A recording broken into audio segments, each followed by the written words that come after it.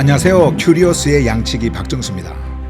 저는 하늘복음혁명이라고 하는 이 깃발 아래서 오늘 또 하나의 결정적 자리 앞에 섰습니다. 지금까지 저는 하나님이라고 하는 그 이름을 창조주로, 주님이라고 하는 호칭을 큐리오스로, 성령이라고 하는 이 종교적 개념을 푸뉴마 하기온으로 정렬해 왔습니다. 그것은 단순한 단어 바꿈이 아니라 생명의 실제를 왜곡해온 종교 언어를 해체하고 존재 중심 언어로 다시 흐름을 연결하는 혁명이었어요. 그리고 이 시점에서 창조주, 푸뉴마 하기온, 그리고 큐리오스라고 하는 이 하늘의 새 흐름 안에 흐르는 하나의 흐름을 전하기 위한 새로운 하늘의 신조어가 탄생했습니다. 그 언어가 바로 조르파네아입니다. 사실 저는요, 오랜 시간 동안 이 삼위일체라고 하는 이 하나의 구조에 익숙해 있었어요. One essence, three persons. 그러니까 하나의 본질, 세 위격. 이 하나의 본질, 세 위격이라고 하는 이 구도 속에서 존재의 생명을 설명해 왔고요. 삼각형의 균형 위에서 하늘의 질서를 바라보려고 예를 써왔습니다.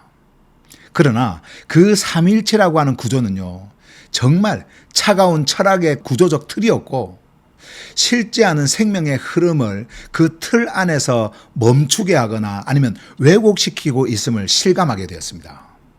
조르파네아. 이 조르파네아는요, 바로 그 왜곡된 틀을 벗고 하늘로부터 오는 생명의 흐름을 다시 정렬하려는 저의 존재적 선언입니다. 이것은 새로운 교리가 아닙니다. 조르파네아는요, 해석이 아닌 흐름, 논리가 아닌 호흡, 개념이 아닌 생명의 움직임이에요. 여러분, 조르파네아는요, 단지 삼위일체를 대체하는 이론이 아닙니다. 그것은 삼위일체라고 하는 이 구조 속에서 왜곡되고 갇혀버린 성경의 생명 흐름을 본래의 자리로 되돌리는 하늘의 언어입니다. 여러분, 하나의 본질, 세 위격이라고 하는 이 철학적 삼각 구조는요, 존재를 나누고 생명을 고정시키는 사고의 틀입니다. 그러므로 삼위일체는 절대 여러분, 창조주로부터 흘러나오는 살아있는 움직임을 담아낼 수가 없습니다.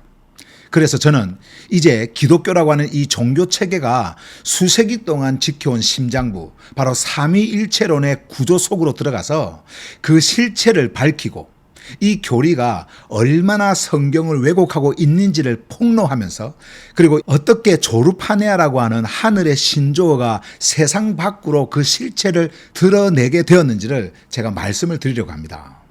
여러분, 삼위일체는요, 단순한 교리 체계가 아니에요. 기독교의 거의 모든 신학과 제도, 그리고 예배와 설교, 그리고 기도와 신앙 고백이 이 틀 위에 얹혀 있습니다. 그것은요, 말 그대로 신이라는 존재를 세 인격으로 나누고 그 셋을 다시 하나로 묶는 논리적 역설 위에 세워진 구조예요.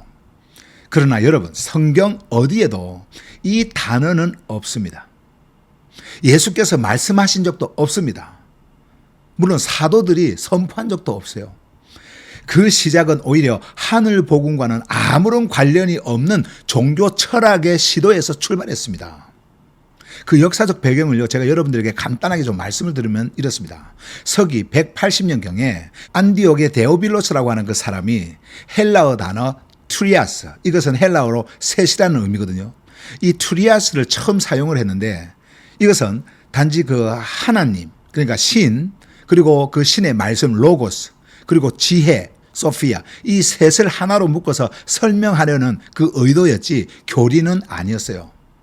그러다가 서기 200년경에 털툴리안이라고 하는 그 법률학자, 그리고 그 라틴 신학자였는데 이분이 라틴어로 트리니타스라고 하는 그 언어를 만들어냈습니다.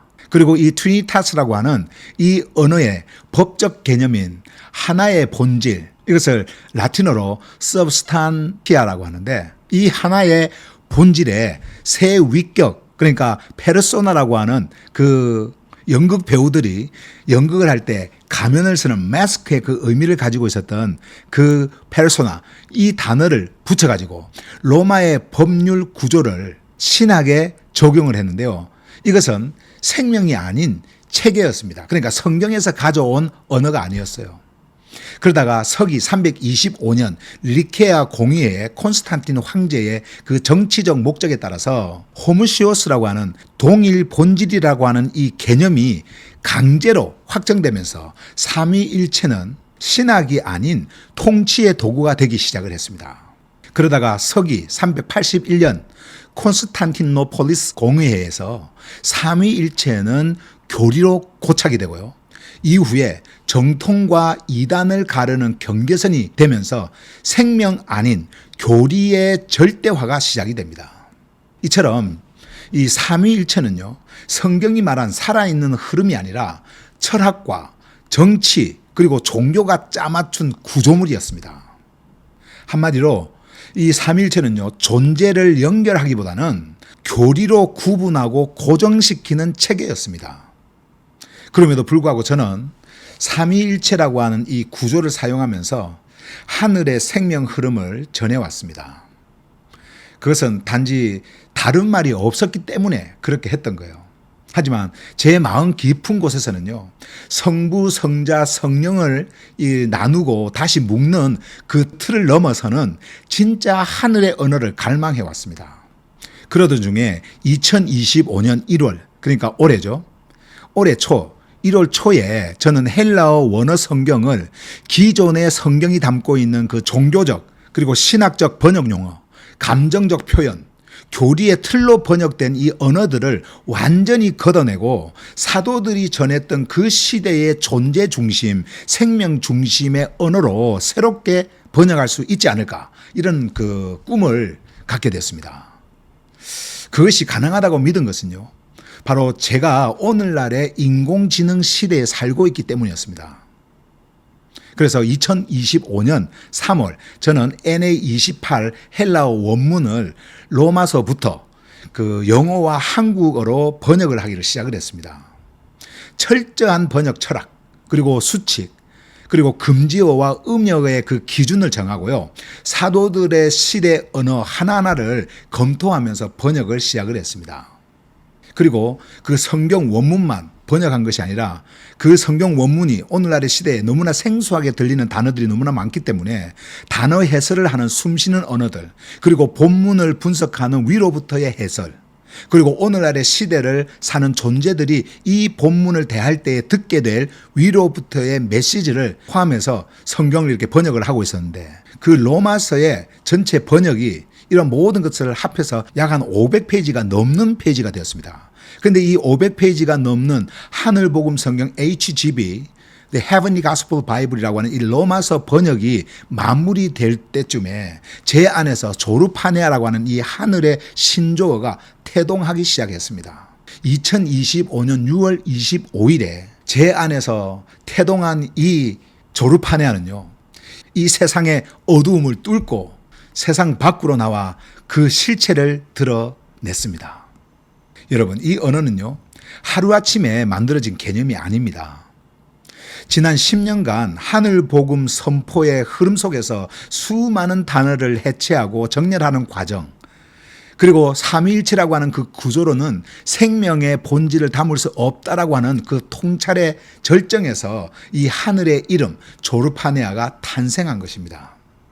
여러분, 조르파네아는요, 인간의 지성이나 종교적 합의로 태어난 것이 아닙니다.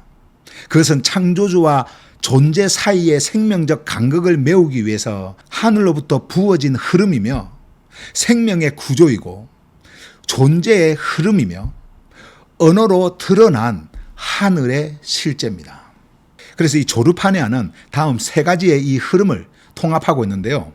조르파네아 할 때 그 조는요, zoe, 그러니까 생명이라고 하는 그 언어죠. 근데 이 생명은요, 비오스라든지 아니면은 뭐 푸스케라든지 이런 그 생명을 말하는 일반적 생명이 아니에요. 이것은요, 창조주로부터 흘러나오는 창조주의 생명입니다. 그래서 이 조에서 나온 소는요, 그 의미를 담고 있는 거예요. 창조주, 바로 생명의 존재, 모든 흐름의 근원이신 그분이 바로 소에, 조입니다.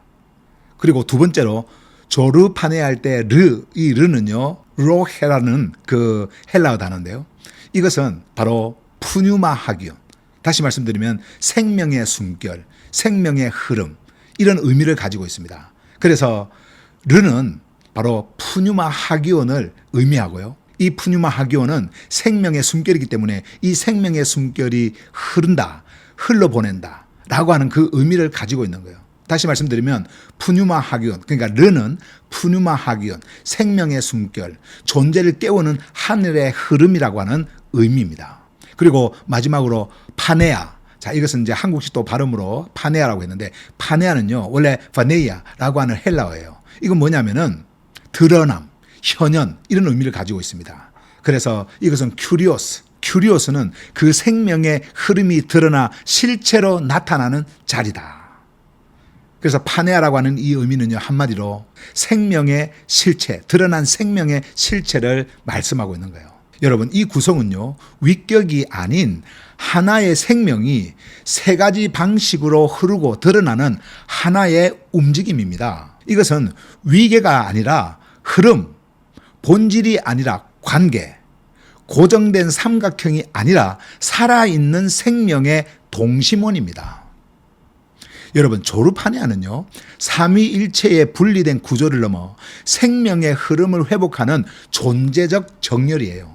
그것은 이름의 회복이며 존재의 회복이며 흐름의 회복입니다.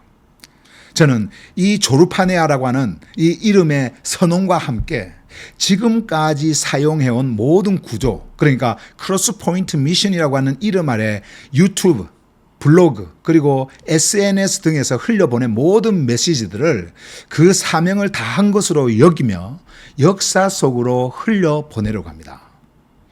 그것들은요, 생명의 전환을 위한 출발점이었고 조르파네아를 향한 준비였습니다. 이제 그 이름도 그 틀도 조르파네아의 깊은 흐름 안에서 내려놓습니다. 이제는 이름이 바뀌는 것이 아니라 시대가 바뀌는 것입니다. 이제는 사역이 이어지는 것이 아니라 존재가 새롭게 정렬되는 것입니다. 이제는 구조가 정리되는 것이 아니라 흐름이 폭발하는 거예요.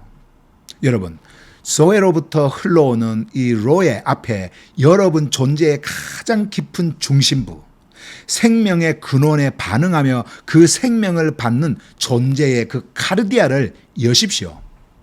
그러면 푸뉴마 하기온의 흐름이 여러분들의 누스, 곧 존재의 인식 구조를 다시 정렬할 것입니다. 그 생명의 흐름이 여러분 큐리오스로 드러나 파네이아, 이 파네이아가 여러분 안에서 실체로 나타날 것입니다. 이것이 바로 조르파네아입니다. 여러분, 이제는 조르파네아의 시대입니다. 그 생명은 여러분에게로 바로 지금 이 시간 다가오고 있습니다.